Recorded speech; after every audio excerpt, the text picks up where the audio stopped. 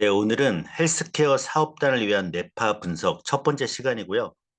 한 시간에 다 하려고 했는데 못하겠더라고요. 이 뇌파는 좀 시간이 걸릴 것 같아서 오늘은 뇌파 종류하고요. 기초 율동, 그 다음에 인지, 여기까지 가보도록 하겠습니다. 네, 이 오신 분들 잘 들어주시고요. 뇌파 분석할 때 좀 도움이 좀 됐으면 좋겠습니다. 네, 뇌파부터 보도록 하겠습니다. 뇌파의 정의입니다. 뇌파가 뭔지 보겠습니다. 대뇌 피질의 신경세포군에서 대뇌 피질, 뇌 껍데기 부분이죠. 뇌 껍데기 부분에서 신경세포군에서 발생한 전기 활동의 총화, 그러니까 대뇌 피질의 신경세포들끼리의 전기 활동의 총화라고 보시면 되겠습니다.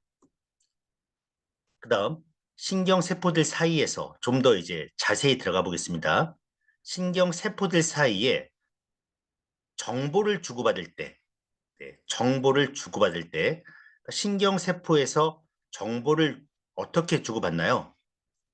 신경 전달 물질을 보내고 받으면서 그렇게 정보를 주고받습니다. 그 정보를 주고받을 때 대뇌 피질, 뇌 껍데기의 추체세포, 시냅스 마지막 부분이라고 생각하시면 됩니다. 대뇌 피질의 이제 시냅스 후 전압의 일정한 총합이다. 신경 전달 물질을 보내면 받는 부분이 있겠잖아요. 받는 부분이 이제 다른 시냅스 후 전압 받으니까 전 전압이 아니고 후 전압 신경 전달 물질을 받을 때 시냅스 후 전압의 일정한 총합으로 두피상에서 측정되는 전기 신호입니다. 두피상에서 측정되기 때문에 뇌의 깊숙한 부분은 빅데이터를 통해서 간접적으로 추론하는 네, 그렇게 해서 뇌 질환이나 뇌의 어떤 기능을 분석하게 되는 거죠. 요 네 개의 줄을 한 문장으로 말씀드리면 뇌 세포와 세포의 대화다 생각하시면 되겠습니다. 네, 뇌 세포와 세포의 대화. 뇌의 전기 생리학적인 활동 상태에 대한 실시간 정보고요. 1929년 오스트리아 정신과 의사인 한스 베리거에 의해 처음 발견되었습니다. 그러니까 역사가 한 100년이 됐어요. 그러니까 100년 전에 이미 뇌파 측정기를 만든 거죠. 혹시나 주변에서 뇌파 측정기 뭐 누르하모니만 있냐? 아니요. 1929년부터 100년 전에 이미 나왔던 겁니다. 100년 동안 얼마나 많은 뇌파를 측정했겠습니까? 그렇죠? 자폐도 측정하고 치매도 측정하고 간질도 측정하고 네. 그 이제 100년 정도가 되면서 많은 데이터가 쌓여서 3Hz다. 그러면 간질이겠네. 그다음 뭐 7Hz다. 어르신들 보면은 치매가 위험하겠네. 이런 이제 정보가 나오게 되는 거죠. 그래서 주로 이제 뇌파에서 주로 보는 것은 어떤 공간적인 측면보다는 그 시간에 뇌의 기능적 변화를 보게 됩니다. 그래서 의식 상태, 정신 활동, 지각 자극, 신체 생리적 변화, 뇌 질환 이런 기능적 변화를 보는 것이 뇌파의 특징이 되겠습니다. 주로 이제 뇌를 측정한다 했을 때 저희가 이제 기능을 측정합니다. 뇌파는 기능을 측정하는 거예요. 그래서 전두엽의 기능, 뭐 측두엽의 기능, 후두엽의 기능 이런 기능을 측정하고요. 그래서 운동 의도나 뭐 생각, 집중, 잠재의식, 감정, 뇌 상태를 읽게 됩니다. 그러니까 기능을 측정하게 되는 거고 구조는 이제 MRI처럼 이제 공간을 측정하게 되는 거죠. 네. 그래서 여러분들이 이제 기억하실 것은 우리 뇌파는 뇌 기능을 측정한다. 네. 뇌파는 뇌의 기능적 변화에 초점을 맞추고 있다 보시면 되겠습니다. 그리고 저희가 하는 것은 이제 조절하는 분야에서는 자가 뇌조절, 뉴로 피드백을 하게 되는 거죠. 그건 이제 제가 다음 시간에 말씀드리고요. 일단 뇌파는 뇌세포, 대뇌피질의 신경세포들이 정보를 주고받을 때 나오는 전기 신호를 측정한 것으로서 기능적 변화를 측정하는 데 도움이 된다. 다른 이제 뇌 진단 장치를 봤을 때 아주 뭐 MRI나 뭐 CT, 펫, 뭐 스펙이 있는데요.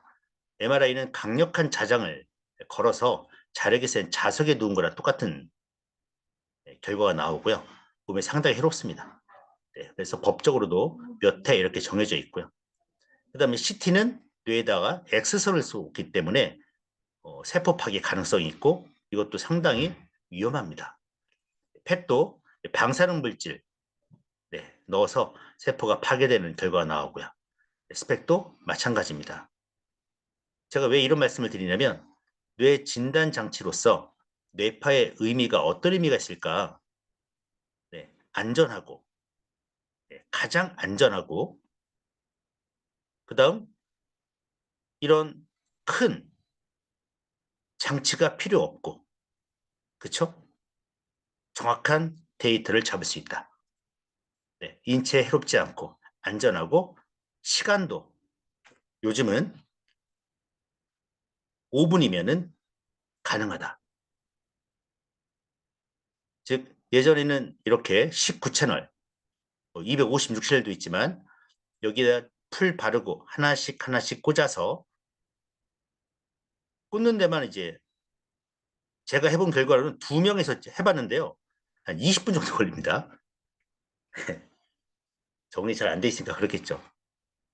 바로 측정하는 것도 아니고 네, 안정적인 상태를 유도한 상태에서 측정하기 때문에 또 한 30분 뒤부터 측정하면 한 40분, 45분. 그 다음에 이제 그 뽑고 그 다음에 머리도 감고 해서 아주 복잡하죠.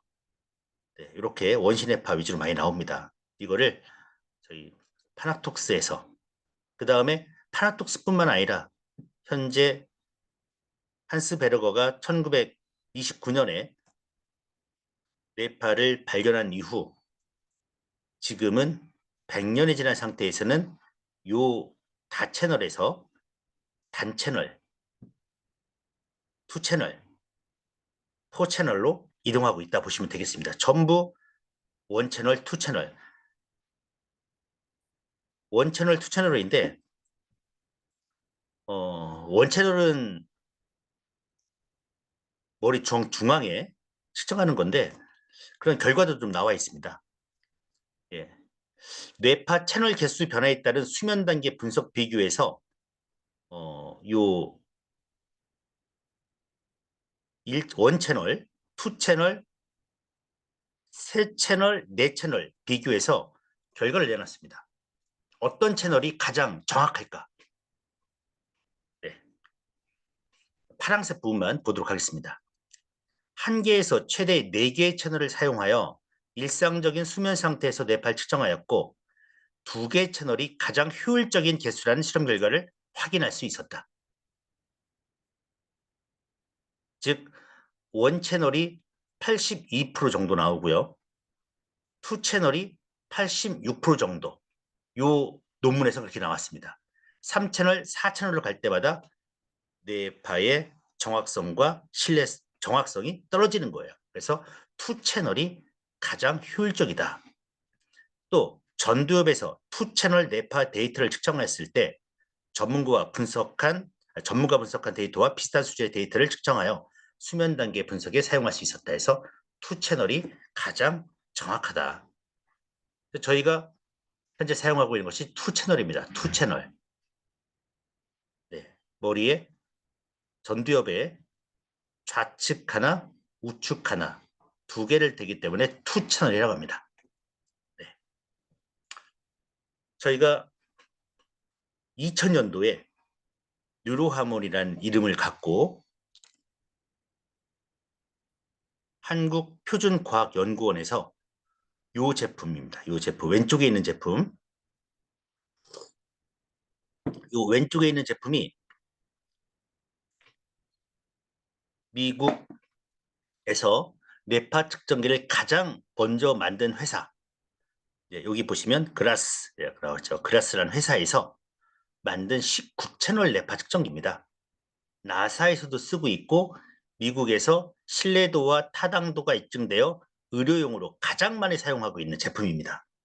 당시에 2000년도 당시에 그때 대덕연구단지에 있는 한국표준과학연구원에서 이걸 이제 발표를 합니다. 뉴로하모니와 비교해서 세계적인 뇌파 측정 그라스 시스템과 뉴로하모니 비교 그래프.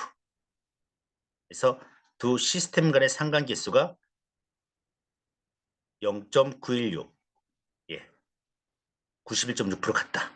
그래서 신뢰도를 입증했습니다. 그래서 19채널로 1시간 측정 하나, 2채널로 5분 측정 하나, 91.6%가 같다. 이게 2024년 전, 25년 전 얘기가 되겠습니다. 그럼 지금은 여러분 몇 퍼센트 같을까요? 또한 서울대학교 사범대학 상물교육과 장남기 교수팀이 뉴로하모니 뉴로피드백 시스템으로 두뇌 반구의 기능과 기능이란 말 나오죠. 뇌 신경리를 평가하는데 유용하게 사용할 수 있다. 네, 서울대학교에서 두뇌 방구성과 학업 성적 또는 지능과의 관련성을 뇌파 측정으로 객관화할 수 있는 가능성을 제시했다. 그래서 뇌파 측정을 활용 가능성과 교수학습 방법, 평가와 개선을 위한 과학적 연구 수단의 근거가 마련되었다. 그래서 학교에서 제가 좀 관심 있게 보는 분야가 하나 있는데, 네, 어, 논문으로 하나 쓸까 하는 그게 하나 있습니다. 네. 뇌파 측정을 활용해서 교수학습, 네, 이걸 한번 활용해서 논문을 내려고 하는데 일, 국어 쪽에 읽기 교육에 관련돼서 없습니다. 아무리 찾아봐도. 네. 그래서 한번 제가 써볼까 생각 중인데 벌써 2000년도에 이 뇌과학 기반 교육학습 평가에 대해서 가능성이 있다. 예, 이게 나왔고요. 예, 시카고 대학교, 서울대학교, 네, 이게 이제 시카고 대학에서 낸 예, 나온 논문입니다. 이게 네, SCI 논문이고요. 제가 찾아보니까 작년에 시카고 대학이 전국이라네. 예, 세계 10위를 했고 서울대가 39위를 했더라고요. 그래서 제가 순서를 바꿔놨습니다. 예, 시카고 대학 심리학과에서 SCI 논문을 냈고 서울대학교 요 제품을 개발하신 요 김희찬 교수님께서 요 논문을 SCI 논문을 발표했고 그 이외에 고려대학교 심리학과 그다음 일본 뇌과학부 도쿄대학에서 전부 뉴로하모니에 대한 신뢰성, 정확성을 평가해서 논문을 발표했습니다. 즉 그러니 여러분들께서는 믿고 쓰시면 됩니다. 네. 이렇게까지 국가기관에서 그쵸? 여기 뭐 한국표준과학연구원, 서울대, 시카고대, 고대, 도쿄대에서 이렇게 검증한 뇌파 측정기가 없어요, 국내에. 근데 자꾸 누르하모니는 신뢰성이 어떠냐 하는데 이거 보여주시고 너희는 어떻게 신뢰성을 담보하니 물어보세요. 제가 10년 동안 그런 분들 물어보니까 한 분도 답변을 못해요. 그 자료가 있는지도 모르겠습니다. 요즘입니다, 이제. 요즘 이게 2015년도부터 원 채널, 투 채널이 엄청 나오기 시작했어요. 그래서 이 논문에서 실용적 뇌파 기반 사용자 인증을 위한 단일 채널 EEG 측정 장비를 통해 수집된 EEG 샘플의 점적 제거 방법. 그래서 이제 요 아예 단일 채널로 여기 있죠, 이 단 채널 하나만 되는 겁니다. 하나만 했을 때 요 자파라든가 이런 걸 제거했을 경우에 어느 정도의 그 정확성이 있냐? 요 논문이에요. 결과만 읽어보겠습니다. 단 채널, 커스터머 디솔트 기법을 통해 외부 자극 없이 수집된 15명의 EEG 데이터에 대해 94%의 정확도를 달성했다. 원 채널도 현재는 2017년 논문인데요. 원 채널도 94%를 달성해요.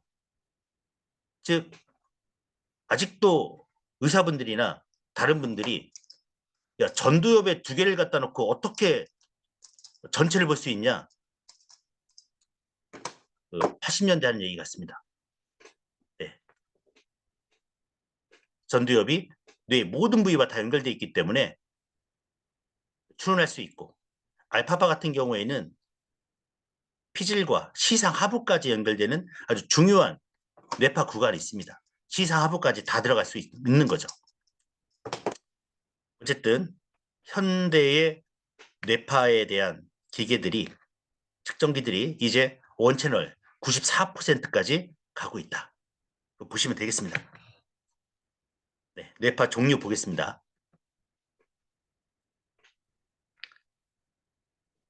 여러분들 이건 암기하셔야죠. 네, 오늘은 저희 사업자를 위한 거기 때문에 네, 저보다 더 많이 아시는 분도 있고 저보다 조금 모르시는 분도 있지만 아예 처음 공부하신다는 생각으로 보겠습니다. 네, 뇌파의 종류에서 델타, 세타, 알파, SMR, 저베타, 고베타, 감마 하나, 둘, 셋, 넷, 다섯, 여섯, 일곱 개입니다. 네, 그 중에서 델타파 보겠습니다. 델타파 0.1에서 3 주파수 1초에 이런 높낮이가 진폭이 몇 번이냐 이걸 하는 겁니다. 주파수. 네. 깊은 수면 상태에 나오는 뇌파가 델타파입니다. 깊은 수면 상태. 그다음에 세타파는 4에서 7 수면 상태인데 깊은 수면은 아니고 꿈꿀 때 나오는 뇌파겠죠. 네. 두 가지가 잠을 자는 겁니다. 네. 근데 이제 알파파, 안정 상태. 저는 이제 요 알자하고 옛날에 암기할 때 안정해서 알파하고 안정 상태에서 외운 것 같습니다. 8에서 12. 네. 그다음에 이제 깨우는 뇌파죠. 요 안정된 상태를 깨우는 뇌파 SM알파 12에서 15Hz 각성 상태. 그다음에 이제 집중. 예. 이게 주의예요, 주의. 예. 안정된 상태에서 이제 정신 차리고 일해야 하잖아요. 예. 집중해야겠죠? 그럼 저베타 13에서 20 활성 상태. 너무 열심히 일하면 이제 스트레스 상태가 되죠. 네. 고베타 21에서 30 스트레스 상태. 그러다 그러다는 아니고 네. 정보가 결합할 때 아이디어가 반짝 떠오를 때 요 감마파가 딱 나오게 됩니다. 네. 외우시기는 어렵겠지만 처음에 네. 계속 하다 보시면 이제 암기가 됩니다. 일단 잠자는 거 두 개. 기본 상태는 알파, SMR, 저베타. 네. 고베타만 나오면 안 되겠죠. 그죠? 네. 네. 델타 세타 0.1에서 3, 세타파 4에서 7. 저는 이렇게까지 외웠습니다. 예전에 이제 초등학교 들어가면 이제 8살 때 들어가잖아요. 네. 8살 때 정도 들어가야 이제 애들이 배우니까. 네. 7살까지는 세타구나. 네. 수면 상태. 아직 모질란 상태구나. 네. 별의별 방법까지 했지만 네. 일단 이건 암기하셔야 합니다, 여러분. 예. 하나씩 보겠습니다. 델타파입니다. 네. 델타파 0.1에서 3Hz 진폭이 크고 느린 리듬입니다. 진폭이 이제 100에서 200까지 가죠. 출현 부위는 넘어가겠습니다, 여러분. 여기까지는 뭐 암기 안 하셔도 됩니다. 네. 깊은 수면 상태, 비렘 수면에서 발생합니다. 그러니까 때려도 누워서 자는 상태. 우리 애들 있죠? 번쩍 들어서 침대에다 옮겨도 잡니다. 모르고 그런 깊은 수면 상태가 델타파입니다. 아주 좋은 상태죠. 램이라는 것은 이제 레피다이 무브먼트에서 눈동자를 빠르게 움직임, 수면 상태, 이거 꿈꿀 때인데 여기는 델타파는 비렘 수면입니다. 비렘 수면. 신생아의 6개월 정도의 배경 뇌파입니다. 그래서 신생아가 계속 잠잘 때 나온 잠을 자죠. 이때 델타파 상황이기 때문입니다. 근데 여러분들이 뇌파를 측정했을 때 정상인 주로 이제 뇌파를 여러분들이 측정한다면 낮에 측정하게 될 거고 이렇게 신생아 측정할 경우는 별로 없을 것 같고요. 보통 6살, 5살 이상부터 저기 한 7, 80세, 90세까지 측정할 겁니다. 근데 정상인에게 발생했을 경우에는 델타파가 깊은 수면 상태이기 때문에 이게 낮에 일상생활 할 때 눈을 뜬 상태에선 나오면 안 되는 거죠. 나오면 이상한 뇌파죠. 그래서 심각한 뇌 손상 상태, 혼수 상태나 식물인간, 뇌출혈, 뇌병변, 외상성 뇌손상, 치매, 파킨슨일 때 이런 델타파가 나오게 됩니다. 네, 딱 여러분이 봐도 알아요. 근데 델타파가 나오지 말아야 할 사람인데 이 사람 혼수 상태도 아니고 식물인간도 아니고 뇌출혈, 뇌병변, 예, 외상성 뇌손상, 치매, 파킨슨이 아닌 경우 일반적인 사람이 뇌파를 측정했는데 델타파가 상당히 세게 나온다. 이것은 눈 깜빡임, 안구 근육, 눈 깜빡임이나 몸 흔들림의 자파입니다. 예, 뇌파가 아니고요. 여기 이제 몸 흔들림 보면은 이쪽 파킨슨이랑 어울리겠죠. 그렇죠? 네, 파킨슨이 몸을 떠시는 분들이고 수전증도 있겠네요. 네, 이해되시죠? 델타파는 수면 뇌파입니다. 깊은 수면 뇌파인데 이 깊은 수면 뇌파가 정상인에게 나온다. 그러면은 두 가지입니다. 정말 심각한 뇌손상인지 아니면은 눈 깜빡임이나 몸을 흔든 사람인지 두 개를 보시면 됩니다. 대부분 여러분들이 혼 상태나 식물인간이나 뇌출혈 이런 뇌병변 이런 분들 뇌파 측정하기가 어려울 겁니다. 그래서 주로 눈 깜빡임이나 몸 흔들림에 자파일 가능성이 많고 그 다음에 정말 수전증이나 파킨슨 있는 분들 그런 분들이 아주 소수로 있을 겁니다. 델타파. 그 다음에 이제 셀타파입니다. 4에서 7. 아주 안 좋은 뇌파입니다. 그렇게 얘기하면 안 되겠네요. 네. 좋은 경우도 있죠. 네. 세타파. 4에서 7. 저는 이제 죽을 사자. 그 다음에 7. 초등학교도 못 들어가는 수준. 4에서 7. 네. 이렇게 제가 처음에 공부할 때는 이렇게 외웠습니다. 네. 보겠습니다. 이건 필요 없고 일반적인 수면이에요. 이게 수면 뇌파인데 렘 수면 상태에서 발생합니다. 렘 수면 상태. 아까 뭐랬죠? 렘. 눈동자를 빠르게 좌우로 움직이는 수면 상태, 꿈꿀 때 나오는 뇌파입니다. 그러니까 몸은 자고 있지만 뇌는 살아 움직이는 거예요. 얼마나 일어나면 피곤하겠습니까? 그죠? 깊은 수면 아주 개운하죠. 하지만 세타파 수면은 개운하지 않습니다. 머리가 무겁습니다. 유아기와 노년기의 배경 뇌파입니다. 유아기와 노년기, 예, 그러니까 단기 기억 형성, 예, 이런 자극과 관련돼 있습니다. 좋은 점이 뭐냐면, 예, 긍정? 하여튼 명상할 때 이런 깊은 의식 상태에서 세타파가 나오게 됩니다. 근데 이 잠잘 때 나오는 이 세타파는 그냥 일반적 세타파라고 보지만, 예, 잠잘 때, 렘 수면일 때 이 세타파는 뇌가 의식의 주인공이 아니에요. 그래서 이 가위에 눌린다고 하잖아요. 어쩔 수가 없어요. 몸이 안 움직이고 도망도 못 가고 막 안절부절하죠. 하지만 명상할 때의 세타파는 의식의 주인공이죠. 제가.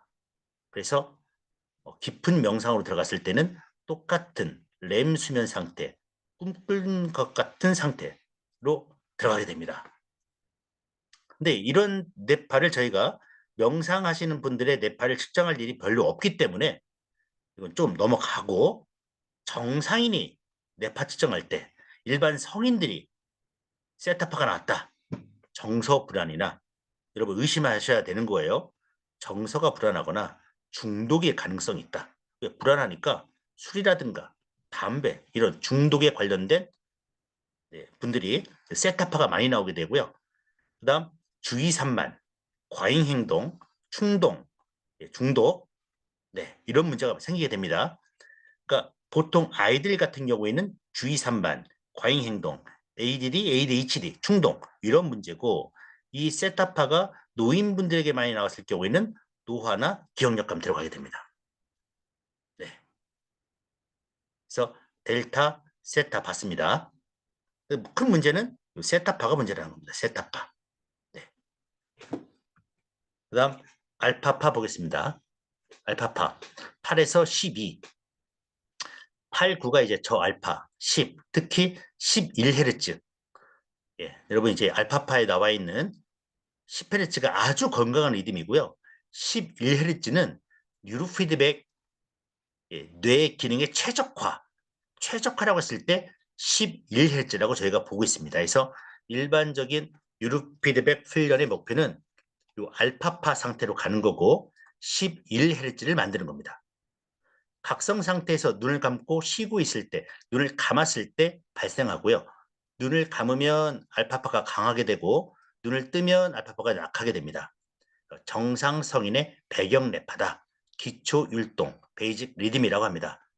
즉 눈을 우리가 뇌파를 본다는 것은 모든 사람이 똑같은 조건을 만들어야 하기 때문에 눈을 감으면 모든 사람이 똑같은 조건이 됩니다. 눈을 뜨면 서로 다른 환경이 돼버리죠. 네. 앞에 보이는 게 어떤 색깔이냐, 또 앞에 보이는 게 어떤 사람이 있냐 해서 달라지지만 그냥 눈을 딱 감아버리면 똑같은 상황이 됩니다. 그때 알파파를 측정하는 겁니다. 네. 후두엽에서 가장 강하고 전두엽에서 가장 약합니다. 이 알파 차단, 알파 블로킹인데 눈을 감았을 때 강한 알파파가 나오고 눈을 뜨면 약해지는 현상을 알파 차단이라고 합니다. 역설적 알파 차단은 알파 차단이 반대로 일어나는 겁니다. 그러니까 눈을 감으면 알파파가 약해지고 눈을 뜨면 알파파가 강해져요. 이런 사람을 수면장애, 졸림, 기면증 이걸 의심하는 겁니다. 네, 이거는 저희가 뇌파로 저희가 분석해서 보여드리고 있죠. 역설적 알파 차단. 또한 전두엽에서 좌뇌 알파파가 우뇌보다 강하면 20% 이상 강하면 우울증적인 소견이 있다. 그래서 감정 조절에 문제가 생기게 됩니다. 네. 그 다음 SM알파 보겠습니다. 12에서 15 센소리 모터 요 리듬이라고 합니다. 각성시 주의를 기울일 때 발생합니다. 주의를 기울일 때 이건 이제 베리 스톤 박사가 요 12, 15 SMR8 발견했는데요. 어떻게 발견이 되냐면 고양이들이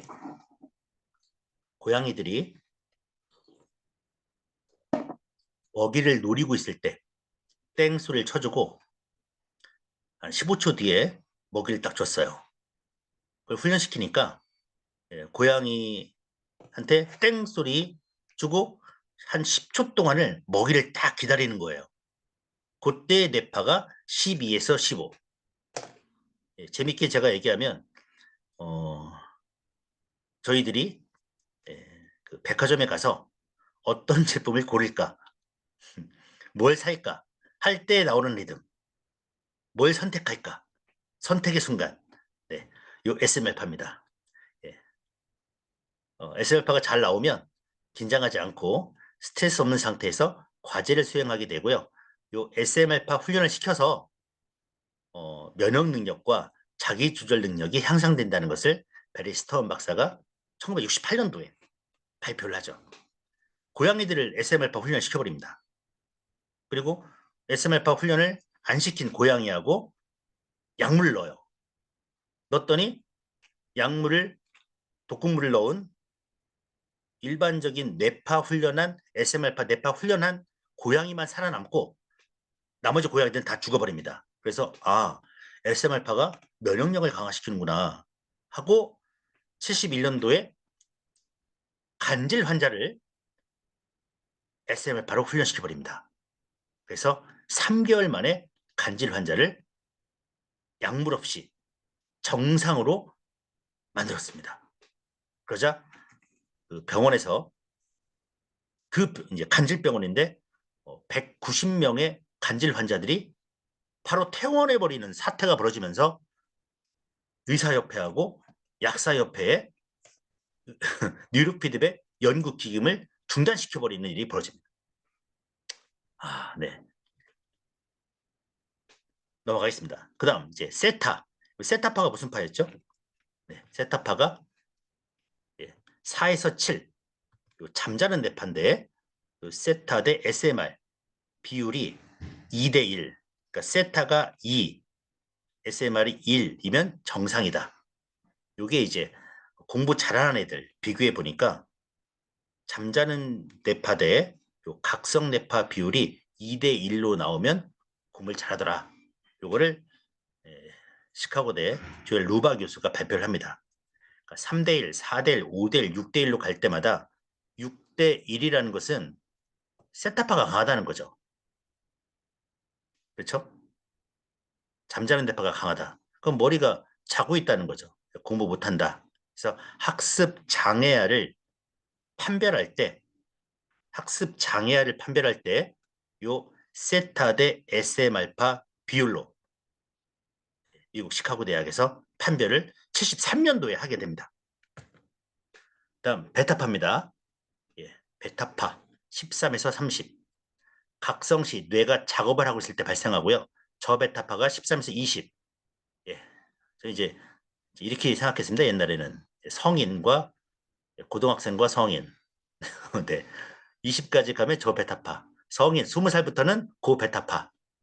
제가 그냥 나누려고 일부러 생각한 겁니다. 예. 저베타파는 집중 뇌파고 고베타파는 스트레스 뇌파입니다. 예.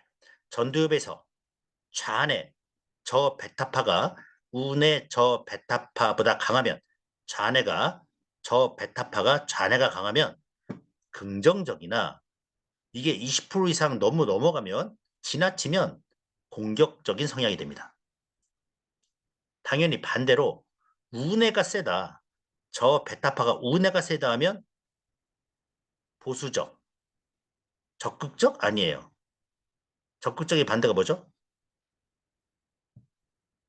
갑자기 생각 안 나네요. 공격적인 거 말고 이제 뭡니까? 부정적이고 상당히 모든 일에 대해서 참여 안 하고 모든 게 싫어, 염세적 이런 성향으로 바뀝니다. 그래서 행동 성향을 볼 수가 있습니다. 좌뇌형인지 우뇌형인지. 네. 근데 이렇게 훈련을 시키면 전부 좌뇌가 우세하게 됩니다. 그래서 긍정적이면서 적극적인 사람으로 변하게 됩니다. 긍정적, 적극적인 사람으로 변하면서 자아 존중감이 생기고 효능감이 생기게 되죠. 고베타파는 스트레스 상태가 불안 상태, 충동적인 성향, 의사결정과 주의력 결핍, 그 다음에 이제 질병으로 얘기하면 고혈압, 당뇨까지 요 고베타파에서 잡히게 됩니다. 그다음 치료약에 따라 광범위하게 증가할 수가 있고 요 약이 효과가 있는지 없는지도 볼 수가 있습니다. 세타 대 베타 비율도 2대1. 근데 마찬가지로 세타 대 SMR, 세타 대 베타 비율이 3대1 이상 넘어가면 주의력에 문제가 생긴다. 이렇게 보고 있습니다. 이따 또 말씀드리겠습니다. 이제 감마파 30에서 100. 인지 과정에서 정보의 결합시 발생하고요. 명상 시 깊은 의식 상태에서 발생이 됩니다. 그래서 인지 능력의 척도로 사용이 됩니다. 여기까지 뇌파를 종류를 봤습니다. 뇌파를 이제 종류를 봤으니까 접목을 시켜야겠죠. 자, 여기 하얀색 구간이 있습니다. 하얀색 구간. 0에서 4. 이게 무슨 파입니까? 여러분, 델타파. 그렇죠? 저희가 그냥 요 빨강색으로 표시를 해놨습니다. 빨간색이 아니라 분홍색이죠. 분홍색은 세타파, 하늘색은 알파파. 이렇게 저희가 여기만 보시라고. 여기만 솔직히 봐도 되는데 델타파에서 우리가 알 수 있는 게 뭐냐면 이게 델타파가 여러분 상식적으로 뇌파 찍을 때 깨어있는 상태잖아요. 근데 델타파는 어떤 뇌파입니까? 수면 상태 뇌파입니다. 그러니까 수면 상태 뇌파가 안 나와야죠. 안 나와야 정상입니다. 대낮에 수면 상태 뇌파가 이렇게 세다는 것은 근데 비정상적인 거죠. 이렇게 나와야죠. 이렇게. 그죠? 이렇게 나와야 정상입니다. 근데 이렇게 나왔다. 델타파가. 그러면은 이분이 다시 보겠습니다. 정상인 신생하면 정상이에요. 그렇죠? 네. 정상인에게 발생할 경우 호윤 상태, 식물인간 뇌출혈, 뇌병변 이렇게 나오잖아요. 아니면은 눈 깜빡임이나 몸 흔들림이에요. 그랬을 때 이렇게 나왔다. 그러면 이분이 심각한 치매나 파킨슨이나 식물인간이나 혼 상태가 아닌 이상 눈 깜빡임이나 몸 흔들린 뇌파입니다. 그래서 여기 제가 써놨습니다. 이렇게 델타파가 세게 나올 때는 안구 근육에 문제가 있어요. 안구 근육에 있는 문제 있는 분들은 보통 시력 문제까지 가게 되고요. 예, 목덜미나 어깨가 경직되어 있는 상태가 많습니다. 그럴 경우 뇌로 올라가는 산소가 부족해지면서 경동맥 산소 불충분 공급, 그다음 목덜미 어깨가 굳어지면서 어떤 근육의 탄성이 없어지고, 그 다음에 뇌 혈액 문제가 생기고, 뇌 산소가 잘 안 들어가니까 뇌가 피곤해지고 활력도 떨어지고, 그 다음 더 심하면 편두통의 가능성도 있고요. 그 다음 이런 분들이 비염 가능성도 많습니다. 이런 델타파를 봤을 때 이런 문제도 의심되기 때문에 델타파를 안 없애고 이렇게 저희가 그냥 체크하는 겁니다. 네. 그래서 델타파는 안구 근육에 의한 실험 문제도 가능성이 있고, 목덜미 어깨가 경직돼서 경동맥 산소 불충분해서 이런 문제까지 볼 수가 있는 겁니다. 그다음 어, 이분 이분 뇌파가 이제 기초활동을 제가 안 봤구나. 기초활동을 이게 비정상인 거죠. 델타파, 델타파만 한번 보겠습니다.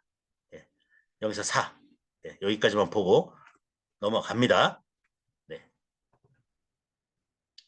자파,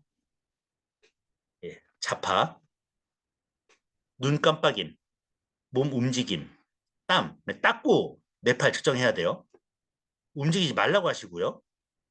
그다음에 근육 긴장, 맥박, 이 악물기, 이를 꽉 묶고 있는 사람이 있습니다.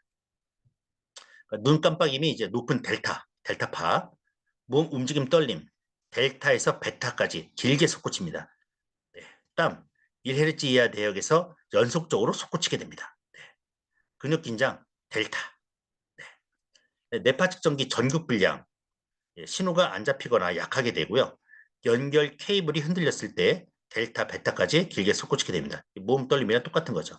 기기 고장됐을 때 신호가 안 잡히게 됩니다. 그다음 스마트폰이나 전자파가 강할 때 여러 주파수 대역에서 연속적인 신호가 나오게 되고요. 교류전기 60Hz와 정수 주파수에서 연속 신호가 나오게 되고요. 정전기 전체적으로 높은 피크가 형성이 되고요. 책상이나 바닥에 흔들렸을 때 역시 흔들리니까 델타 대역에서 피크가 생기게 됩니다. 네, 여기까지 이제 유형을 보도록 하겠습니다. 네, 일단 여러분들이 뇌파를 측정할 때 옆에서 이제 딱 시작을 하게 되면 쫙 이제 좌우 뇌파가 쭉 보여지게 됩니다. 그러면 이렇게 나온 뇌파가 있고, 그렇죠? 이렇게 나온 뇌파가 있습니다. 그러면 일단 첫 번째 여러분이 이분 건강하구나, 건강하지 않구나, 이걸 파악하셔야 합니다. 예. 그다음 이제 요거만 같이 한번 볼게요. 1에서 4, 델타, 4에서 7, 세타, 1, 4, 7 상당히 낮죠. 그러면서 이렇게 10Hz 부근에서 여기만 이렇게 쫙 올라와 있습니다. 그렇죠? 요게 건강한 사람의 리듬이에요. 알파파만 나오는 거죠. 알파파만. 근데 건강하지 않은 사람 델타부터 세타도 높고, 세타가 7까지 올라갔고 여기 계속 무너지고 있습니다. 알파파가 없죠. 델타가 1에서 4, 그렇죠? 델타가 1에서 4, 세타가 4에서 7, 1, 4, 7, 요 구간은 낮아야 한다. 근데 여기 1, 4, 7 구간이 상당히 높아요. 그러면 건강하지 않구나. 일단 요거 파악하시고, 그 다음에 알파파가 상당히 높죠. 그렇죠? 12 알파파니까, 알파파가 어느 구간입니까? 헤르츠로 얘기하면 8, 9, 10, 11 구간. 네. 근데 여기는 델타가 상당히 높고 세타가 더 많고, 그렇죠? 그다음 여기 보시면 이제 알파파가 하늘색 부분인데 알파파 이 구간이 상당히 많고, 여기는 델타 세타 구간이 거의 한 4분의 3이네요. 네. 요거는 저희 프로그램 중에 뉴로스펙이라는 프로그램이 있습니다. 네, 뉴로스펙으로 측정한 거예요. 일단 건강하다, 건강하지 않다, 이걸로 일단 나누시고요.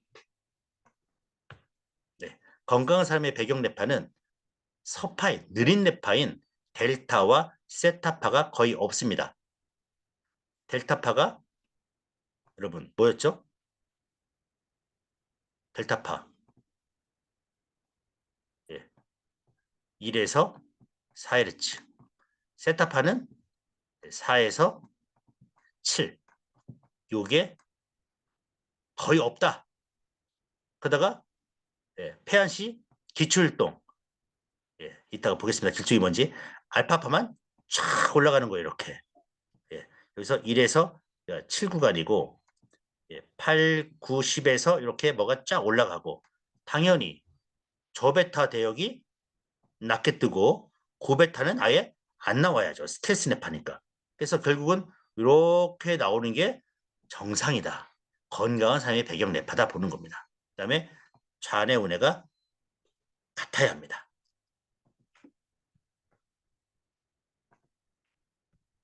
네, 다 주어야겠네요. 네. 요 이제 뇌파는 저희가 이제 판매하고 있지 않은 유선 뇌파입니다. 네, 한번 볼게요. 뭘 볼까요? 여기 보겠습니다. 학습력이 부족한 학생의 뇌활동 리듬 보겠습니다. 저 여기 숫자가 안 보이네요. 요 이쪽 공간이 붉게 떴죠. 이렇게 빨갛게 뜬 곳이 델타 세타 구간이라고 보면 되겠습니다. 델타 세타 구간. 그러면은 여러분이 딱 보시고 델타파가 뭐였고 세타파가 뭐였고 이거 보시면 돼요. 델타 학생 상태를 보고 델타 안구 근육, 몸떨림, 가만히 못 있구나. 세타파가 또 상당히 많다. 4에서 7 구간. 그러면은 주의 산만, 과잉 행동 가능성이 있겠네? 이렇게 물어보셔야 돼요. 알아도 물어봐야 돼요. 근데 이쪽 보면, 그쵸? 델타 세타 리듬이 저 뒤에 요 붉은 기둥, 이런 게 하나도 없죠. 즉, 서파, 델타 세타가 하나도 없고, 여기 알파파만 쭉 이렇게, 요 알파파가 좀 나와 있습니다. 이게 건강한 사람 뇌파죠. 또 하나 재밌는 게, 요 우울증 뇌파입니다. 우울증.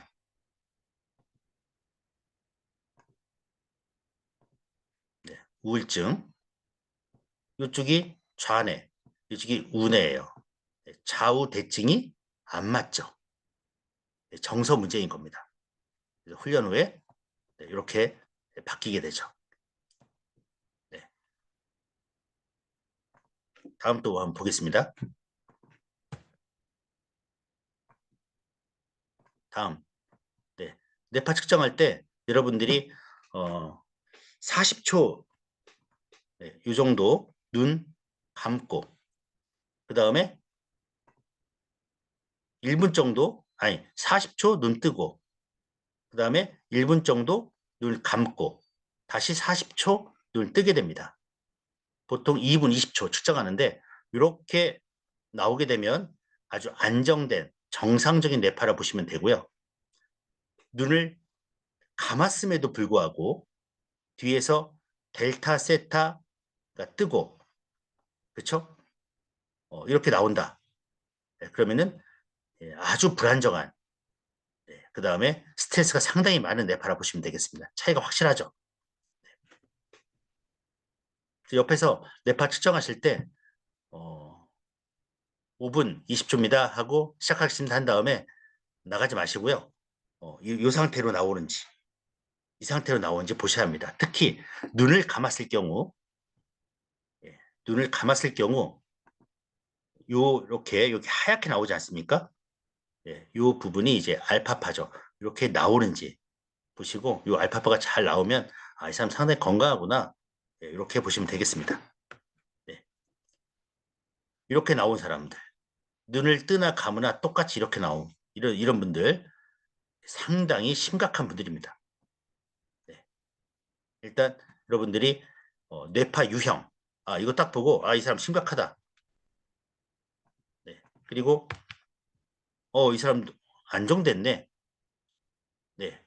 아주 건강한 사람이구나. 이렇게 보시면 되겠습니다. 그 다음에 이렇게 자운의 비대칭. 이 사람 정서적으로 문제 있구나. 네. 요 세 가지 보시면서 5분 20 정도 보시고요. 오늘은 네. 요 기초율동하고 인지 한번 보도록 하겠습니다. 하고 요 2D 스펙트럼 그래프 보는 법 요 세 가지 한번 보도록 할게요. 네.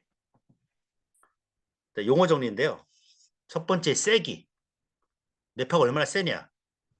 네, 여기 보시면은 기초율동에서 4와 5 나오잖아요. 이게 세기입니다. 예.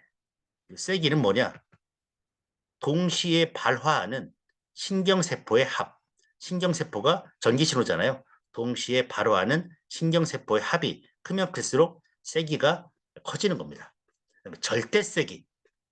절대세기는 측정된 주파수 대역값의 세기값 그대로를 의미하는 겁니다. 그러니까 델타값 세기, 델타 그대로. 세타하면 세타값 세기, 세기 그대로.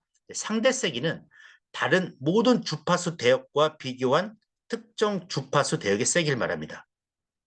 다른 뇌파와 비교했을 때. 예를 들어서 알파파 상대 세기는 우리 뇌파 세기가 1에서 50까지예요.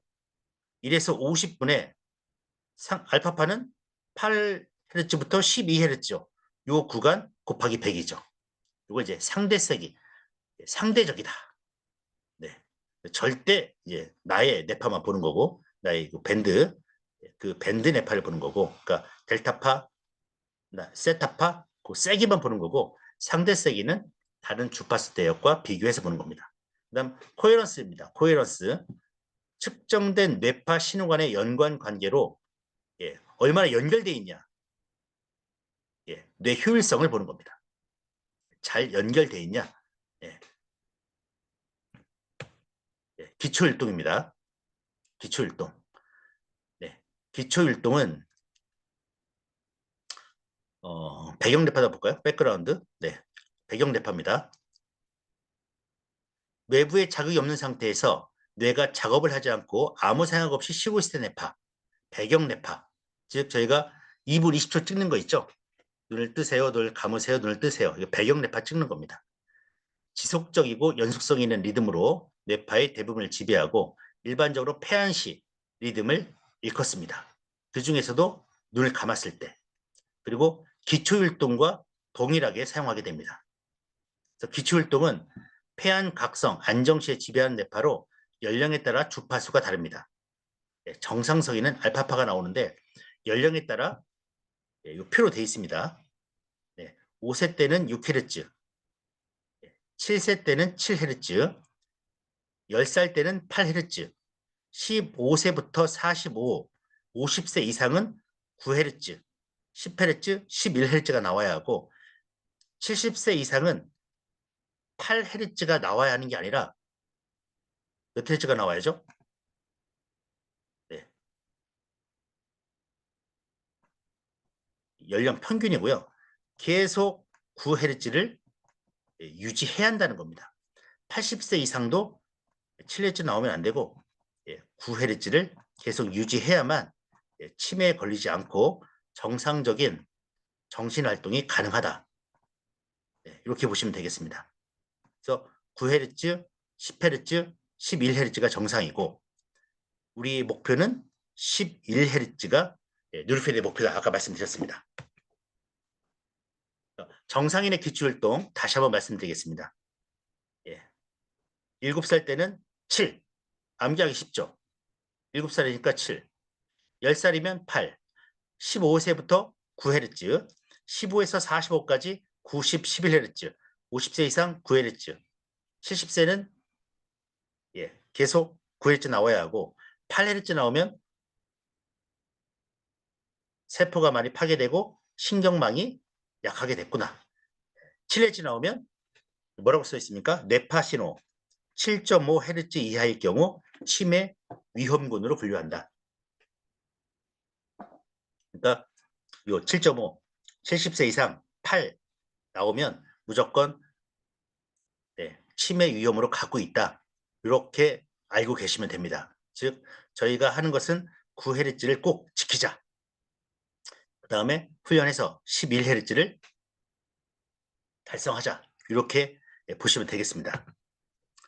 뉴로스펙 기초율동 잡는법입니다. 일단 뉴로스펙은 여러분들이 이제 뉴로스펙을 측정했을 때 2D 그래프를 보시면 됩니다. 그래프에서 2D 스펙트럼 첫 번째 방법 보거나 두 번째는 여기 구간에서 알파파 구간 눈을 떴을 때 알파파 구간을 측정하고 뭐까지 봐야 하냐면 여러분 여기 보시면 이제 9Hz 나왔지만 세기가 얼마인지까지 봐야 돼요, 여러분.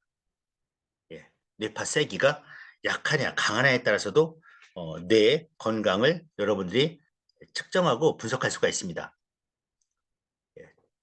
보겠습니다. 2D 스펙트럼 그래프예요. 이거는 뉴로스펙도 아니고 뉴로스펙뿐만 아니라 여러분들 그 BQ2에도 나오게 되는 겁니다. 이거부터 먼저 보셔야 돼요. 숫자부터 보지 마시고요. 이거부터 먼저 보세요. 가장 알파파 구간에서 가장 높은 부분. 자, 여기 이분은 여기 몇 Hz입니까? 9Hz 보시면 돼요. 델타파가 세죠. 그러면 아까 델타파에 대해서 여러분들이 얘기를 해주시면 돼요. 이게 훈련 전이었고 훈련 후 상태인데 델타파가 상당히 줄어들었어요. 그렇죠?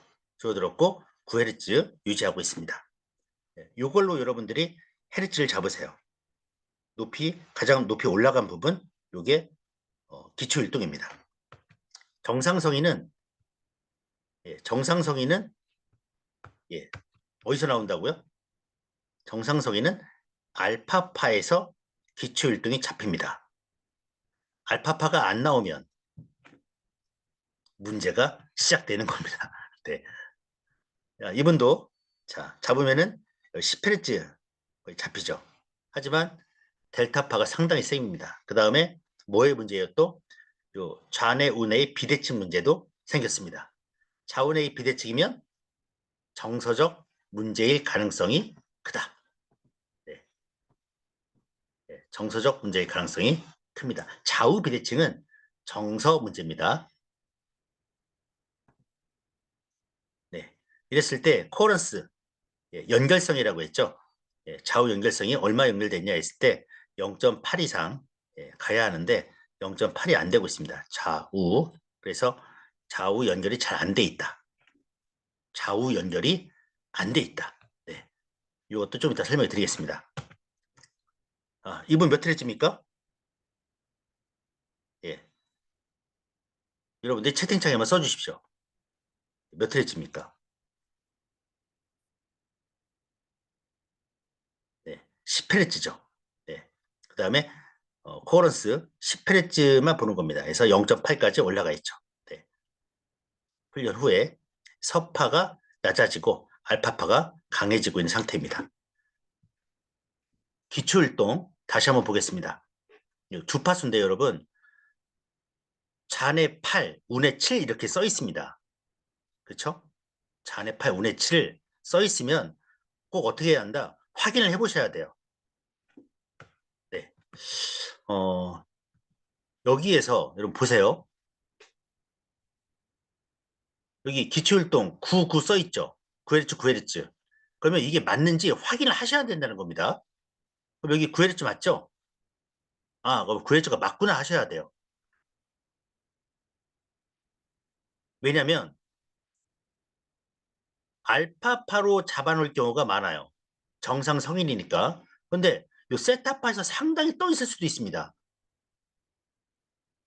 그러니까 세타파하고 알파파 4에서 7 구간하고 8에서 12 구간을 같이 두 개를 나눠서 보세요. 그래서 하나만 여기 써 있기 때문에 여기에 7이 높은데도 알파파를 잡아서 9로 써 있을 경우도 있어요.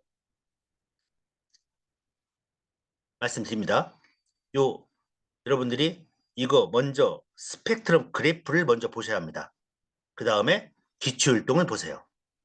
두 가지를 같이 보셔야지 그냥 이거 무시하고 9만 보잖아요. 좋네. 나 정상이네 하고 넘어갈 수 있는데 세타파에서 높이 뜬 것도 여기에 우리 BQ2에는 안 적혀 있기 때문에 꼭 확인을 하셔야 합니다. 네, 꼭 제가 말씀드렸습니다. 8, 7이다. 그러면은 2D 스펙트럼 그래프하고 꼭 비교해서 8과 7이 맞는지 보셔야 한다는 거죠. 네, 해석 방법 보겠습니다. 이건 제가 말씀드렸고, 주 피크가 연령대에 맞게 나오면서 주 피크, 그러니까 두 가지를 봐야 한다는 겁니다. 주로 주 피크가 BQ2에서 알파파가 나오게 될 거고, 부 피크는 세타파가 나오게 될 겁니다. 이걸 같이 봐야 한다는 거예요. 즉, 이 얘기는 뭐냐면 연령대에 맞게, 그러니까 15세 이상부터는 몇 헤르츠죠? 15세 이상부터는 9헤르츠 이상이죠. 9헤르츠 이상 11 나오는지 먼저 보고 그 다음 세타파 상태도 봐야 한다는 겁니다. 세타파 4에서 7 구간도 잘 나오는지 안 나오는지 안 나와야죠. 그죠? 그래서 부피크, 세타파가 없거나 주피크보다 약해야 건강하며 주피크보다 강하게 나오면, 그러니까 세타파가 강하면 문제가 있을 수 있다. 주피크의 주파수가 연령대 주파수보다 낮게 나오면, 즉, 네. 여기 보시면은, 10살인데 8헤르츠가 나와야 하는데 6헤르츠가 나왔어요. 그러면은 뭐에 문제가 있다? 전두엽 기능이 떨어질 수 있다. 전두엽 기능이 떨어질 수 있다는 겁니다. 전두엽의 기능이. 그래서 연령대에 맞는 주파수로 나타나지만 세타파가 4에서 7에서 나오는 이 뇌파가 상당히, 아이고, 죄송합니다. 4에서 7에서 나오는 뇌파가 강하면 축두엽, 두정엽, 후두엽의 뇌의 다른 영역에 문제가 있을 수 있고, 특히 축두엽 문제가 높으며 이로 인해 기억력 저하, 청신경 장애, 이명, 난청, 언어 문제 등이 발생할 수 있고 뇌 피로도가 높거나 스트레스 상태가 높을 수가 있다. 그 다음 주 피크의 코런스 1.6에 가까울수록 좌우의 상호작용이 좋다. 만약 0.6 이하로 나오게 되면, 네, 여기 얘기하는 겁니다. 여기. 네, 0.8이죠? 좋은 겁니다. 근데 0.6은 나왔다. 그러면 좌우 상호작용이 약할 수 있다. 이렇게만 보시면 되겠습니다. 다시 한번 정리하겠습니다. 주 피크가 연령대에 맞게 나와야 한다. 연령대 7살이면, 여러분, 7살이면 몇 헤르츠? 7헤르츠. 10살이면 8헤르츠. 15살이면은 9헤르츠 이상. 이게 연령대에 맞게 나와야 한다. 그 다음 부피크 없거나 약해야 한다. 뭐가? 4에서 7헤르츠가. 근데 여기 안 써 있으니 어디서 봐야 한다? 2D 스펙트럼에 가서 확인해야 한다. 여기에는 숫자 하나만 적혀 있으니까. 예. 그 다음 주피크의 주파수가 연령대보다, 그러니까 아까 10살이면 8Hz가 나와야 하는데 6Hz가 나왔다. 그러면 전두엽 기능이 떨어져 있다. 또 이제 요 4에서 7Hz 세타파가 강하면 측두엽, 두정엽, 후두엽 문제가 있는데 특히 축두엽 문제로 기억이나 청신경 문제가 있다. 그 다음 코런스는 1.0 이상인데 0.6, 1.0에 가까울수록, 네, 1.0 이상이 아니죠. 1.0에 가까울수록 자운의 상호작용이 좋다. 근데 0.6이 하면 자운의 상호작용이 안 좋다. 이렇게 보시면 되겠습니다. 네. 하나씩 하나씩 좀 더 계속 보도록 하겠습니다. 만약에 코런스 좌우 연결성이 안 좋아요. 좌우 연결성이 안 좋다. 좌우 연결성이 안 좋다고 하면 세타파의 경우, 네, 좌우 연결성이 안 좋다 했을 경우 어떻게 상담을 하고 설명을 할 것이냐. 사회적 무관심, 포용성 부족, 정서적 공감 능력 부족, 단어 인출, 기억력이 떨어지니까 회상 어렵고 과민해지고 환경 필터링 곤란, 문제 해결 곤란, 자기 비하, 기억 문제, 사건 순서 배열이 안 되고 언어와 정서 이해 곤란하고 글읽기가 안 된다. 사건 이해가 곤란하고 의미 이해가 곤란하다. 머리가 맑지 않고 체계적이지 못하고 고집이 세고 주장이 강해진다. 알파파 좌우 연결 문제입니다. 네, 아까 이제 우울증이 난다고 했죠. 네, 알파파. 자네가 가면 우울증이라고 했습니다.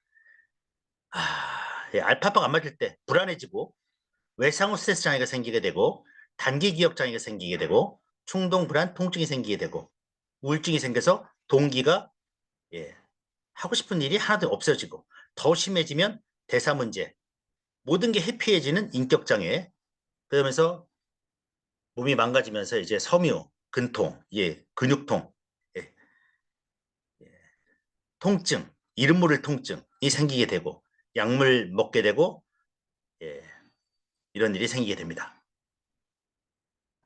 다음 베타파 좌측이 너무 강할 때 뭐 한다고 했죠? 과민해지고 공격적이 되고 너무 적극적이 되고 끊임없는 혼란, 의심, 강박적인 생각, 베타파가 좌측이 너무 강할 때 베타파 우측이 너무 강하면 정서적으로 어두운 색깔이 되고 슬픔, 그러면서 예, 분노, 또 공격적인 색깔이 딱 나오게 되고 대화의 체계성이 부족해지고 비유와 반어를 사용하지 못하게 되고 대화가 무례하게 됩니다. 네, 감정적 충동성, 사회적 인식 부족, 부적절한 행동, 초조와 불안, 지나친 수다. 네, 이런 일이 생기게 됩니다. 좌우 연결성 문제입니다. 네, 좌우 연결성 문제는 다음 시간에도 또 하도록 하겠습니다. 이게 어느 문제와 관련이 있다? 요 코러스 요쪽 부분과 상당히 관련이 있습니다. 인지 상태 보겠습니다. 이제 인지 보겠습니다. 일단 기초율동이 9, 10, 10일 나와야 되고요. 그렇죠? 예. 그다음 두 번째 인지를 보는 거예요. 전 전두엽의 인지 정도를 나타내는 지수값으로 주 피크와 부 피크, 그러니까 주로 알파파와 세타파, 그다음에 코런스, 그다음에 각 밴드별, 그러니까 델타 세타파는 낮아야 하고, 그렇죠? 알파나 저베타파는 SM알파는 높아야 하고, 고 베타파는 낮아야 하죠. 이거를 종합하여 점수한 겁니다. 예, 정상이 24점 이상, 그다음 의심이 20에서 23, 그다음 20점 이하면 의심이 아니고 저하로 보게 됩니다. 다시 24면 정상, 20에서 23이면은 의심, 그다음에 20점 이하면 저하. 네, 이걸로 여러분들이 보시면 됩니다. 24점 이상은 그레이색으로 이렇게 표시를 해놨습니다. 24점이 정상, 20에서 24면 의심, 20 이하면 저하로 보시면 되겠습니다. 네. 이거는 이제 우리 치매 검사지하고 똑같은 점수 체계죠. 네. 좌뇌와 우뇌 중 낮은 것에 의해 뇌 기능이 영향을 받게 되므로 낮은 쪽 뇌 기능을 고려해야 한다. 이게 하늘색이 좌뇌, 분홍색이 우뇌입니다. 그럼 이분은 현재 인지 상태가 어때요? 저하죠. 어디가 더 저하됐어요? 네, 우뇌가 더 저하된 상태입니다. 네. 그럼 여러분 이제 또 여기서 공부해야 할 게 좌뇌의 기능, 우뇌의 기능 아셔야죠. 그러면 우뇌가 더 인지가 떨어지는 겁니다. 뭐 보겠습니다. 첫 번째, 뭐부터 봐야 한다? 우리 기초율동. 첫 번째 볼 때는 이제 나이를 봐야죠. 나이 보고 연령대에 맞는지 안 맞는지 봐야 합니다. 첫 번째, 뭐부터 본다? 나이를 보고 나이에 맞는 기초율동이 잘 나오고 있는지 아닌지 봐야죠. 그 다음 4에서 7 구간이 높게 떴는지 안 떴는지 봐야 합니다. 없죠. 그래서 이분은 내려오니까 9Hz 하고 9Hz 9Hz 맞네 이렇게 봐야 합니다. 맞죠? 1번 보고 2번 이렇게 두 개를 봐서 기초율동을 잡아야 돼요. 이게 세기입니다. 세기. 보통 2에서 5 정도, 이 정도 나오면 안정적입니다. 0.94, 코런사 좋죠? 0.8 이상 나오면 좌우 연결성이 좋고 0.6 이하면 좌우 연결이 안 돼 있다. 좌우 연결이 안 돼 있을 때 어떻게 상담을 해야 하는지 아까 제가 써드렸습니다. 그다음 인지 보겠습니다. 인지는 24점 이상 정상, 아주 인지 능력은 정상입니다. 네. 그 다음 밑에 분 보겠습니다. 문 딱 보니까 8Hz입니다. 네, 8Hz. 만약 10살이다. 그러면 정상. 그렇죠? 근데 만약에 45세다. 그러면 45세는 9Hz 이상이 나와야 하는 거죠. 그러니까 이분은 노화. 그렇죠? 뇌 기능이 떨어지고 있다. 근데 인지 보니까 좋아요. 8Hz에서 이 정도다 이렇게 보시면 되겠습니다. 8Hz에서. 이게 중요한 겁니다. 이거. 네. 그러니까 이것 따로 보시면 하지 마시고요. 이 상태에서 기초율동 상태에서 인지 능력 8Hz에서 인지 상태는 괜찮다. 근데 이게 더 중요한 겁니다. 8Hz. 8Hz 상태에서의 인지 능력. 네. 아시죠? 7 나왔는데 25점이에요. 치매 위험한데 인지 상태가 좋으신 것 같습니다. 말이 돼야 안 돼요? 안 됩니다. 이게 중요한 겁니다. 네. 다음 보겠습니다. 이제 지워야겠네요. 네. 자, 이분 기초율동 위에 거부터 보겠습니다. 위에 보니까 기초율동이 6이죠. 확인해 봐야죠. 네, 6 있습니다. 근데 너무 전체적으로 세죠. 네. 나이를 보고 판단을 해야 합니다. 요 델타파가 이쪽 거에 상당히 셉니다, 여러분. 네. 그러니까 델타파 세고 세타파 6도 너무 세고요. 알파파도 이렇게 뭐 8Hz도 여기 좀 있는 거 9Hz도 있고 예. 여기도 좀 있고 근데 상당히 이쪽이 너무 세죠. 그렇죠? 그래서 인지 점수가 이렇게 나오는 겁니다. 네. 성인이라면 6Hz 아주 인지기능이 떨어진 상태를 보시면 되고요. 이분도 보겠습니다. 이분 잘 봐야 돼요. 이분. 네. 이분 기초율동이 여기에 몇 회짜리 나왔습니까?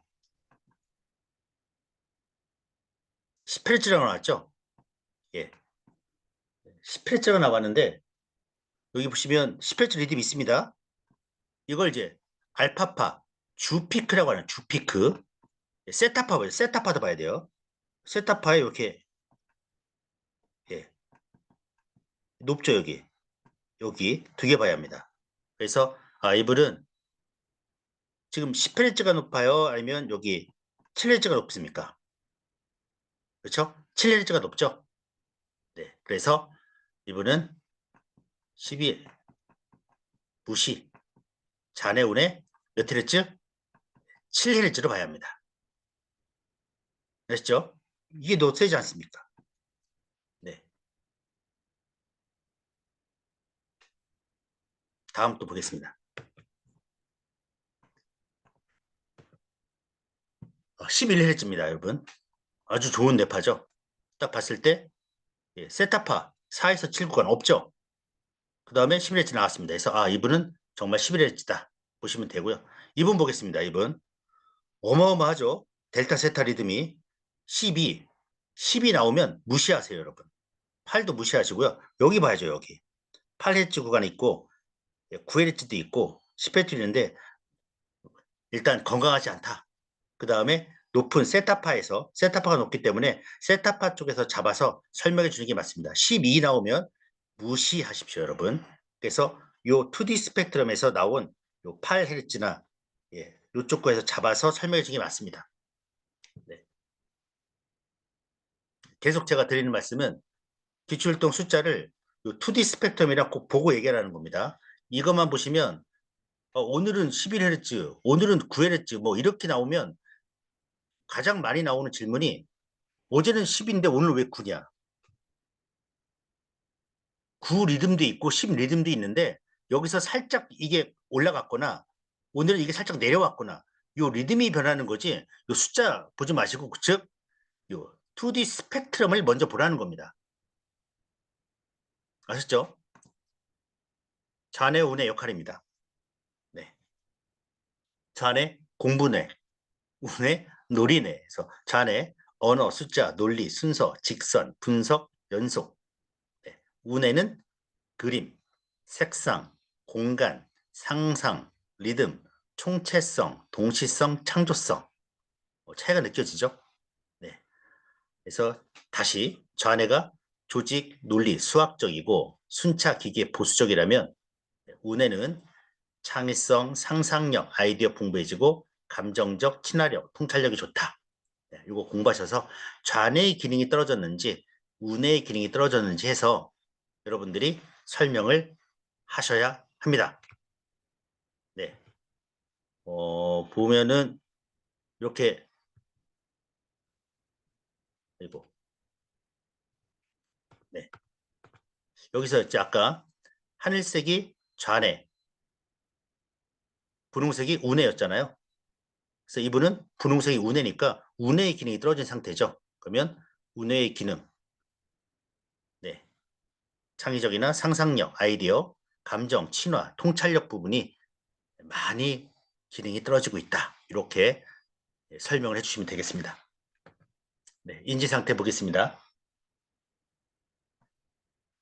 네, 인지를 볼 때 저희가 그 요 두 줄입니다. 예. 세타 대 SMR, 세타 대 베타를 보고요.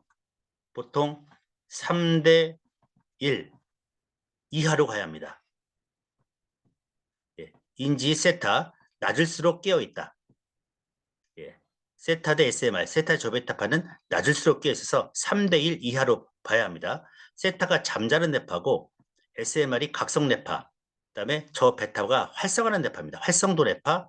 그렇기 때문에 요 잠자는 뇌파는 적으면 적을수록 뇌가 깨어있는 거죠. 그래서 3대 1로 봐야 하고요. 알파 세타, 알파 저베타, 네. 알파 세타나 알파 저베타는 알파가 안정 뇌파죠. 세타가 수면 뇌파, 알파가 안정 뇌파고 이건 활동 뇌파입니다.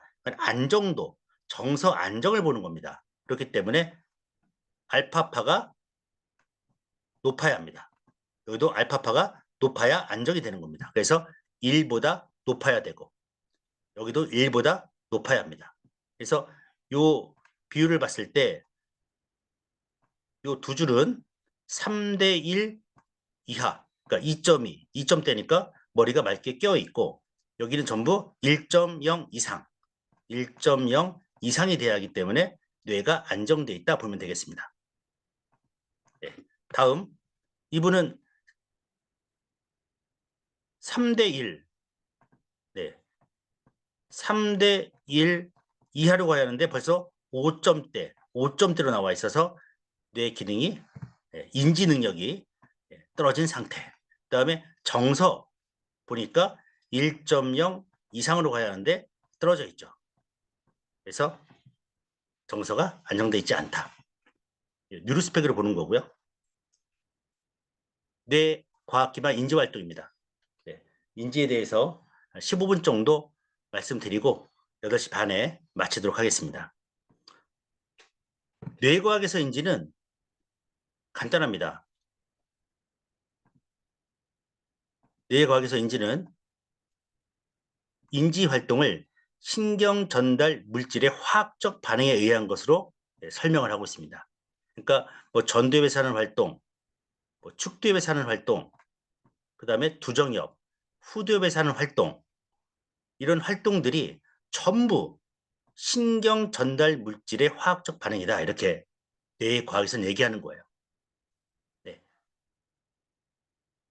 그래서 지금 이제 여러분들도 이제 공부를 하신 분들이니까 요 전두엽의 기능, 축두엽의 기능, 후두엽의 기능, 두정엽의 기능들은 알고 계셔야 돼요. 제일 처음에 저희가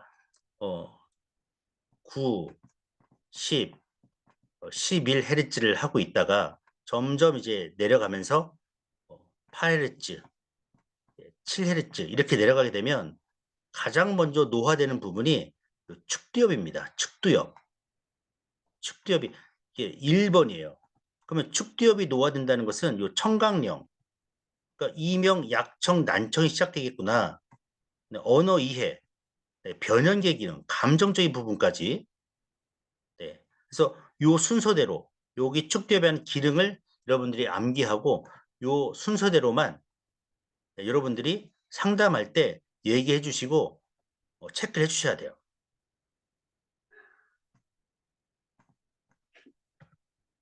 인지 한번 보겠습니다. 인지라는 것이 자극을 받아들이고 저장하며 인출하는 정신 과정입니다. 자극을 받아들이고 저장하며 인출하는 정신 과정. 그래서 또 세 가지만 여러분들이 인지를 얘기할 때 그리고 인지를 상담할 때 체크해 주시면 좋겠습니다. 그러니까 BQ2에서 기초율동 9, 10, 11Hz 그 다음에 인지예요. 그래서 인지를 상담할 때 첫 번째 정보를 처리 그다음에 정보를 분류하는 문제. 인지가 안 되면 정보가 들어와서 처리를 못하게 되고 정보를 분류하는 데 문제가 생기게 되고 두 번째는 기억입니다. 기존 정보를 조작해서 기억에 저장하는 것이 안 되고 세 번째는 고차원의 인지 활동에 문제가 생기게 됩니다. 이거를 1번을 뭐라고 하냐면 예, 주의력이라고 합니다. 주의력. 그러니까 인지 능력이 떨어졌다. 첫 번째 떨어지는 게 주의력이 떨어지게 됩니다. 그럼 주의력이 뭐냐? 예, 주의력은 선택, 유지, 그리고 전환의 정신적인 능력으로 다양한 외부 정보를 선택적으로 받아들이는 겁니다. 그러니까 선택할 수 있는 능력이에요. 어떤 말이나 어떤 소리나 어떤 판단을 할 때 선택을 해야 하는데 선택하는 능력이 인지 활동에서 이것부터 떨어지게 됩니다. 그러면 우리가 인지 능력이 떨어졌다면 요즘 뭐 선택이나 어떤 정보를 받아들이는 것이 잘 되는지 이 주의력에 대해서 먼저 내담자하고 상담을 해야 합니다. 1차적인 인지 기능이에요. 머릿속에 뭔가 들어와야죠. 그래서 첫 번째 과정이 각성. 일단 뇌가 깨어 있어야 돼요. 우리 치매 환자분들 멍하게 그냥 뭐 물어도 대답 없고 흔들어도 잘 깨이지 않고 네. 요 각성이 먼저 되어 있어야 하고 두 번째가 경계. 예, 지속주의라고 해서 일정 동안 요 각성 상태를 유지해야 합니다. 세 번째가 선택적 주의로 중요한 정보에 집중해서 필요한 정보를 선택할 수 있는 능력. 예, 선택할 수 있는 능력. 네 번째는 복합적인 과제를 수행하기 위해 여러 과제들의 주의를 분할해서 정보를 처리할 수 있는 능력. 요 주의력 과정을 여러분들이 하나씩 물어보시면 됩니다. 요즘 머리가 맑은지, 브레인 포그라고 하죠. 아, 요즘 머리가 무겁고 맑아 있는지, 인지 과정이 떨어졌다. 그러면 뭐지 선택적, 예, 잘 필요한 것들을 정보를 잘 선택하는지, 예, 이런 것들을 여러분들이 기억해 놓고 하나씩 체크하면서 상담하시면 될 것 같아요. 네. 뇌 정보 처리 과정입니다. 먼저 각성이 돼 있어야 하고 각성 상태를 유지한 다음에 이런 시각, 청각, 촉각적인 정보들이 들어오는데 이 정보들이 들어오지 않으면 요 상행주의적 선택인데 요 정보가 들어오지 않으면 요 뇌에 아무것도 안 들어가요. 주로 이게 ADD, ADHD예요. ADD, ADHD. 근데 시각, 청각, 촉각에서 모든 이런 감각 기억들이 들어왔는데 머릿속에 이제 통과했는데 머릿속에 있는 정보하고 연결이 안 돼요. 이걸 하행 자발적 주의라고 하는데 이 주의력이 안 되는 애들이 ADD. 네. 머릿속에는 들어왔는데 안에 있는 정보하고 들어온 정보하고 아예 들어오지 이 매치가 안 돼요. 이 ADD죠. 요 인지 능력의 문제가 요 주의력부터 시작을 하게 됩니다. 네, 주의력부터. 네. 그래서 요 주의력을 끌어올릴 수 있는 프로그램이 뭐냐? 네. 끌어올릴 수 있는 프로그램이 D2 주의 집중력 훈련입니다. 네. 특히 아까 본 이런 애들, 네. 요 상행주의 선택 안 되고 하행 자발적 주의 안 되는 애들, 요 D2 주의 집중력 훈련. 요 첫 번째가 이제 방향 선택적 주의력이고요.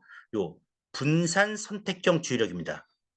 그래서 처음에 ADHD 이런 애들은 전부 일단 이쪽 애들이죠. 상행주의적 선택이 안 되는 애들, 이런 애들은 요거 방향 선택적 주의력 훈련을 시키고, 그다음 ADD. 네, 아이 자꾸 넘어가네요. 요 하행 자발적 주의 요쪽 애들은 바로 분산 선택형 주의력 훈련 들어갑니다. 네, 요거 하면은 ADHD를 확 잡을 수가 있습니다. 그러면 요 주의력이 여러분 자꾸 넘어가네요. 네, 주의력이 뇌의 어느 부위냐? 뇌의 어느 부위냐면 바로 이 부분입니다. 네, 뇌의 두정엽 부분입니다. 이거 여러분 암기하고 계셔야 돼요. 주의력은 뇌의 두정엽 부분이에요. 그래서 우리가 브린트, 브린트 아니면은 브레인 플레이에 있는 주의력 프로그램이나 요 D2 주의 집중력 훈련은 우리 뇌의 두정엽을 활성화시키는 프로그램이다. 이렇게 여러분들이 알고 계셔야 합니다. D2는 뇌의 두정엽 부분. 그 다음 이제 작업기억입니다. 작업기억, 경험한 것을 몇 초 동안 머릿속에서 받아들이고 저장하고 인출하는 정신기능입니다. 예. 작업기억. 그러니까 단기 기억이 아니에요. 단기, 장기 기억과 함께 인지 과정을 설명하는 중요한 체계고 인지 과정을 통제하는 활동. 동시에 많은 정보를 처리할 수 있는 작업 공간 역할을 하는 겁니다. 또한 학습, 추론, 문제 해결 등 언어 이해와 같은 고차원의 인지 기능을 수행할 수 있도록 정보를 저장하거나 능동적으로 조직하고 통제할 수 있는 게 작업 기억이라고 보시면 됩니다. 그러니까 기억을 하는 모든 작업들, 저는 그렇게 이해하고 있어요. 이 책 보시면 학습 어려움의 이해와 극복은 어디에 달려있다? 작업 기억에 달려있다고 봅니다.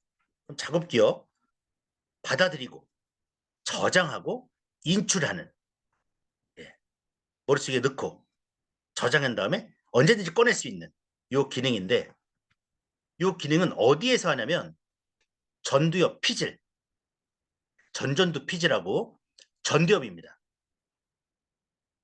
이것도 여러분 암기하고 있어야 돼요. 작업 기억은 어디냐? 전전두 피질이나 전두엽이에요. 그래서 여기에서 문제가 생기면 정보 선별뿐만 아니라 자기 조절에 실패하게 된다. 그래서 이거를 개선할 수 있는 프로그램이 뭐냐 해서 이런 논문들이 나와 있습니다. 뉴로 피드백 훈련을 이용해서 작업 기억 향상, 실행 기능을 개선시킬 수 있다. 예, 작업 기억을 개선시킨 것은 뉴로 피드백이다 하고 있죠. 그래서 작업 기억이 요 이제 표로 만든 겁니다. 버들리라는 학자가 만들었는데 주로 이제 중앙 집행기 이쪽 부분이 되겠죠. 우리 머릿속에 색, 모양, 근, 감각, 촉각, 시각, 공감각, 그다음에 촉각들이 이쪽으로 들어가게 되고요. 후각, 미각은 이제 일화 버퍼라고 해서 요 상호작용한 쪽으로 들어가게 되고, 네, 목소리 들리죠? 이제 청각 쪽인데 요 구어라든가 음악, 환경음은 요 음운 루프 쪽으로 들어가게 됩니다. 요 모든 감각들이 결국 일화 버퍼 쪽으로 가게 돼요. 일화 버퍼, 1차적 완충기라고 합니다. 일화 버퍼에서 하는 일이 뭐냐면 이전의 경험을 해석하고 새로운 문제를 해결해서 미래 활동 계획을 할 수 있도록 정보를 능동적으로 조작하는 기능을 한 다음에 중앙 집행기로 보내요. 중앙 집행기는 뭐냐? 어떤 정보를 언제 어떻게 처리할 건지 예, 요걸 하는 거죠.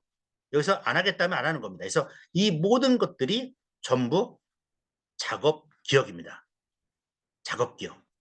이거를 할 수 있는 이 작업 기억을 완전히 끌어올릴 수 있는 프로그램이 NBAC 훈련이에요. NBAC. 네. NBAC 기억력 훈련입니다. 그러면 아까 D2G 집중력 훈련은 뇌의 두정엽을 강조한다고 했고요. NBAC 기억력 훈련은 전두엽, 전두엽의 피질 부분이에요. 이 NBAC 기억력 훈련이 여기 보시면 IQ 190 천재만의 두뇌 훈련법에서 NBAC 트레이닝 IQ 올리는 훈련으로 방송에 나왔습니다. 네. 최강의 인생이라는 책이 있는데 엠백에 대해서 얘기하고 있어요. 엠백. 엠백입니다. 뭐라고 하냐면 발화 능력이 향상되고 엠백을 하게 되면 발화 능력이 향상되고 읽은 내용을 기억해내는 능력이 나아진다는 것을 깨달을 것이다. 작업 기억 능력이죠. 읽은 내용을 기억해내는 능력이 나아진다. 내 경우 네. 프레젠테이션 실력이 굉장히 빠르게 늘어서 수백만 명 앞에서도 자신감 넘치는 태도로 편안하게 연설할 정도가 되었고 테스트를 완료 후에는 지난날 절반의 작동 기억으로 어떻게 사는지 도무지 이해할 수 없을 것이다. 마치 두뇌의 램 메모리를 업그레이드한 것처럼 완전히 새로운 세상을 맛볼 테니 기대도 좋다. 그 다음에 이 효과는 영원히 지속될 수 있다. 네, 요 엠백입니다, 여러분. 그래서 저희 우리 브린트 최고의 프로그램은 아니 제 개인적으로 봤을 때 인지 능력적으로 보면 D2 엠백입니다. 그다음 요 공간 지각 훈련 있잖아요. 이것도 뇌 두정엽이에요. 그래서 ADD, ADHD 예, 이런 주의력 부족 애들은 D2하고 요 공간 지각 훈련을 동시에 훈련해 주면은 네, 수개월이면 문제 해결할 수 있다고 봅니다. 그다음 마지막 예, 마지막입니다. 이제 메타인지입니다. 메타인지 한 차원 높은 차원에서 관찰, 발견, 통제하는 겁니다. 제가 지금 계속 얘기하는 게 인지 능력을 얘기하고 있는데 예, 인지 세 가지를 말씀드린 겁니다. 먼저 주의, 뭔가 머리에 들어와야죠. 그다음 기억해야겠죠. 예, 작업 기억. 그다음 세 번째가 인지의 가장 최고 단계 메타 인지. 요 세 가지를 갖고 여러분들이 그 한 줄 나와 있는 BQ2를 여러분들이 요 세 가지를 갖고 상담할 때 썼으면 좋겠습니다. 예, 메타인지는 뭐 여러분들 다 아시겠지만 어, 내가 나를 알고 있을 평가하는 거죠. 여러분들 아셔야 할 게 메타인지는 어디다? 뇌의 어디다? 전두엽이다 보시면 되세요. 뇌의 전두엽 중심이 일어나고요. 주로 논리, 비판, 추론, 창의력과 관련된 고차원적 사고를 말하겠습니다. 네. 메타인지 전두엽하고 전두엽 피질이에요. 중요합니다. 아까 작업 기억도 전두엽과 전두엽 피질이었어요.